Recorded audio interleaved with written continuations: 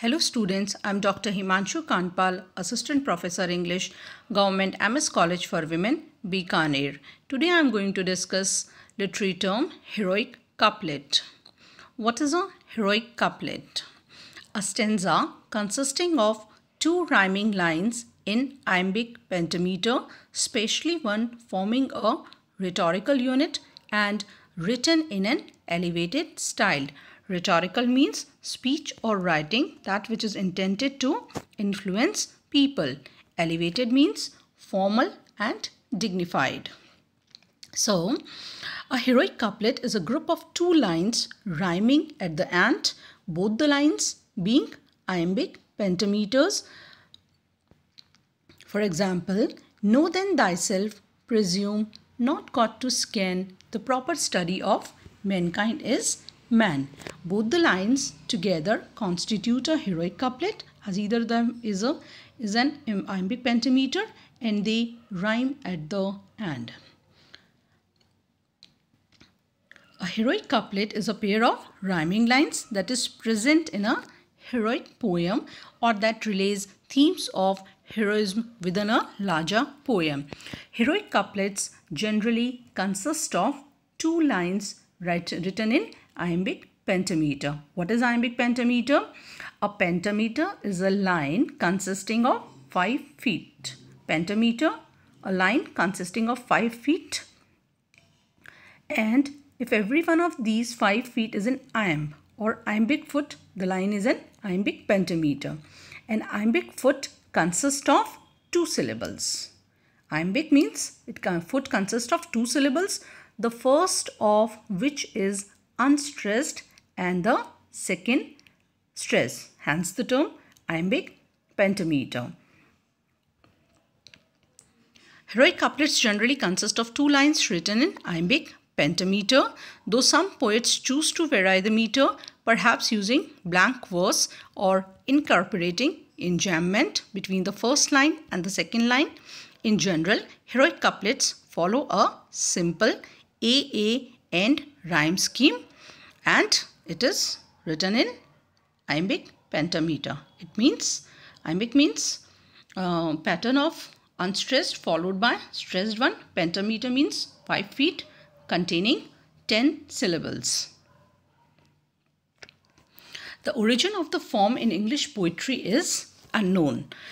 It is said that heroic couplet was first used by Chaucer, who adapted it perhaps from Old French verse.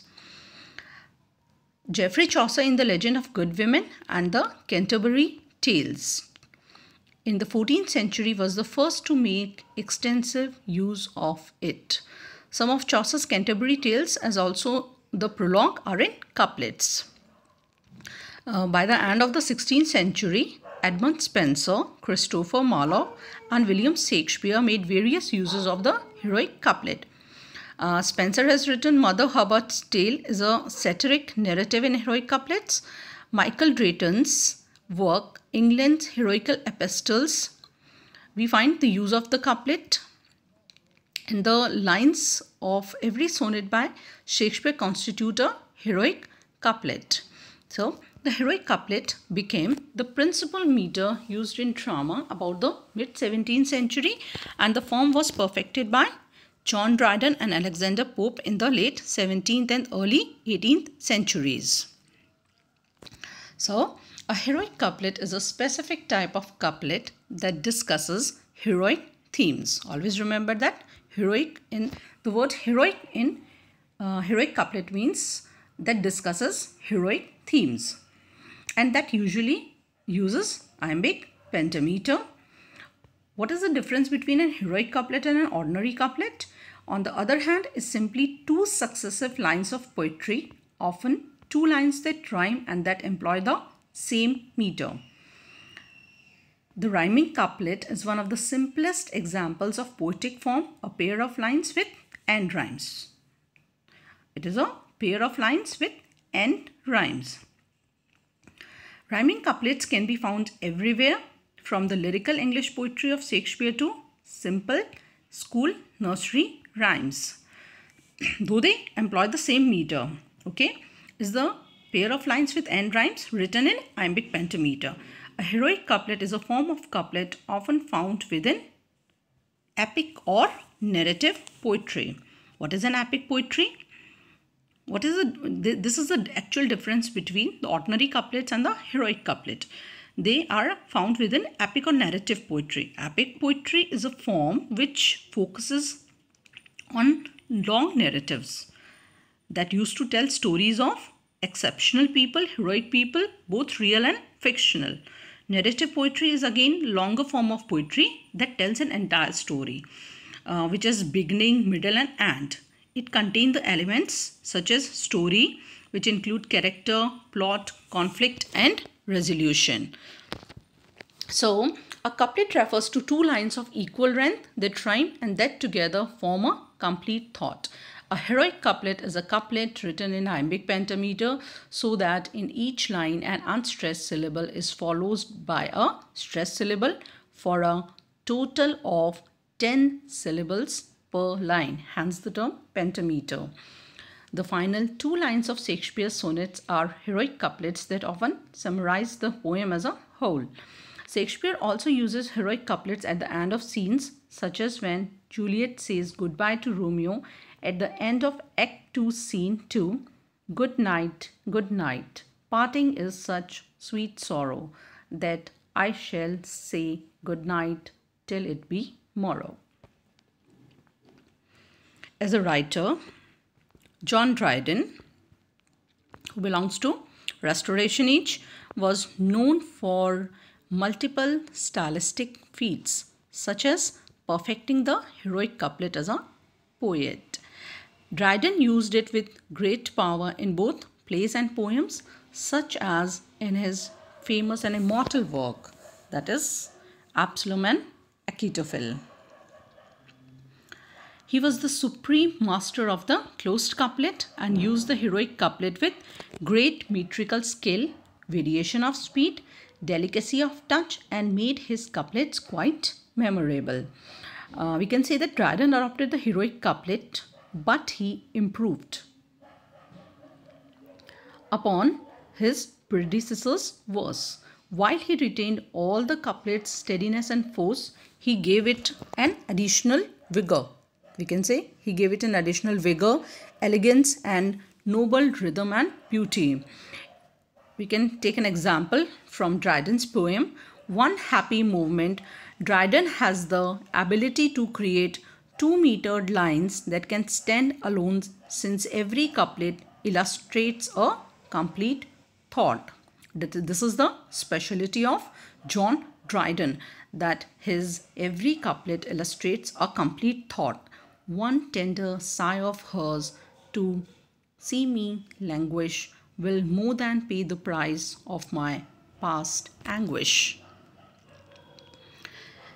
Alexander Pope, one of the great neoclassical writers, perfected the rhyming couplet from his idol John Dryden and turned it to satiric and philosophical purposes.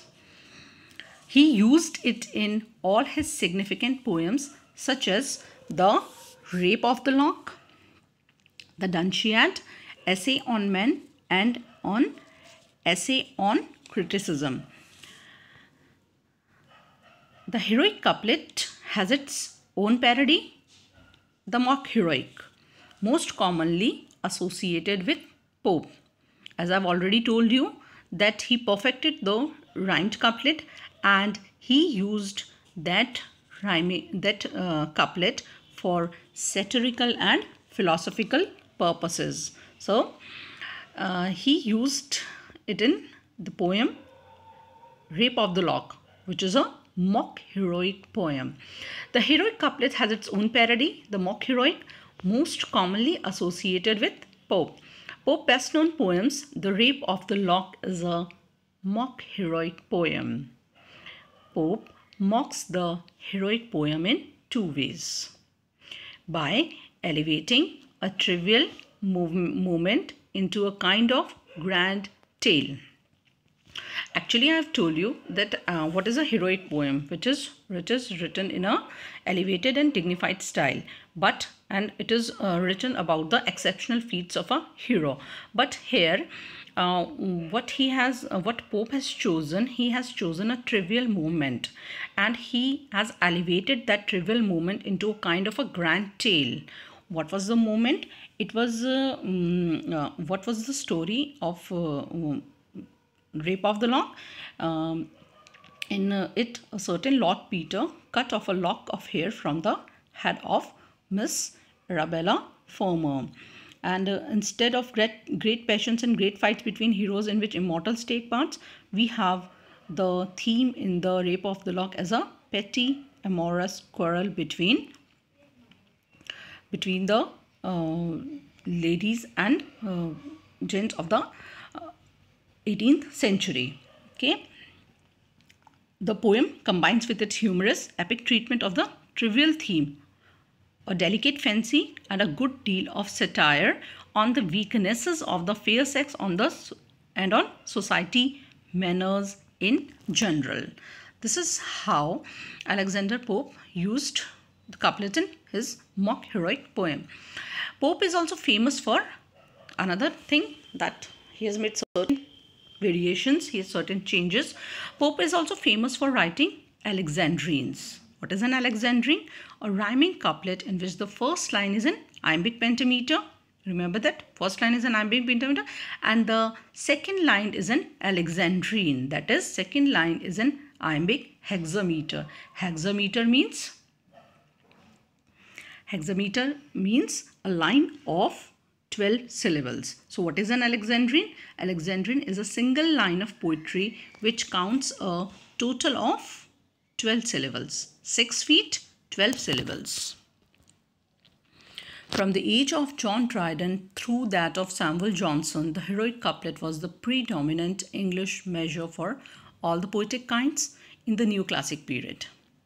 The poets wrote in closed couplets, that is John Dryden and Alexander Pope, in which the end of each couplet tends to coincide with the and either of a sentence or of a self-sufficient unit of syntax. Hence, they are self-sufficient unit.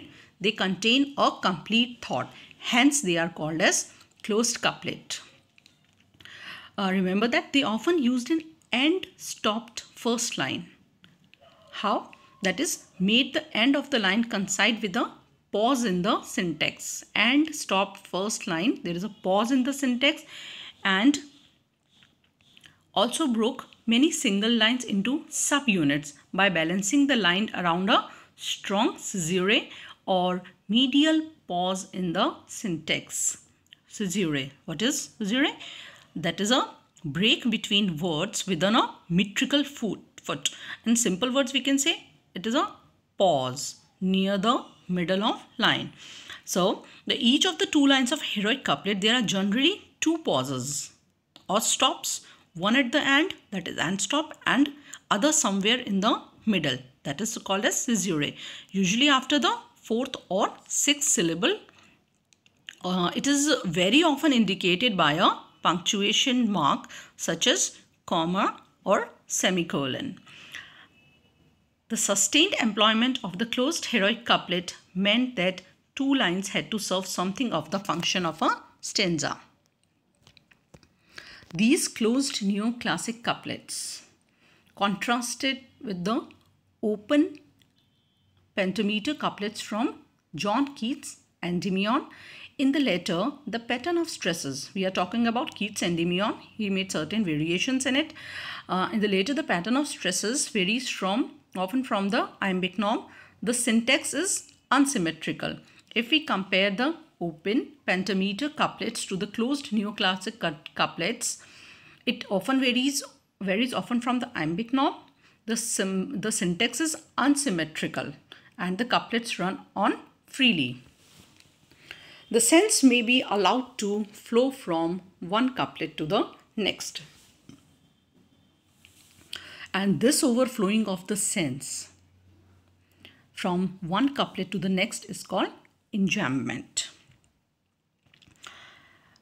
So, Closed neoclassic couplets, we can say they were self-contained units. But in open couplets, the sense may be allowed to flow from one couplet to the next. In other words, the couplet may not be a closed one having a strong pause at the end. This overflowing of the sense from one couplet to next is called enjambment. Writers of the heroic couplet, including Dryden and Pope, allowed themselves considerable liberty for enjambment. Keats uses the couplets at the beginning of Endymion. We can have a look. We can have a great example of open pentameter couplets from Keats' Endymion. A thing of a beauty is a joy forever. Its loveliness increases. It will never pass into nothingness, but still keep a bower quiet for us and sleep full of sweet dreams and health and quiet breathing. This is kind of some variation in the poetry.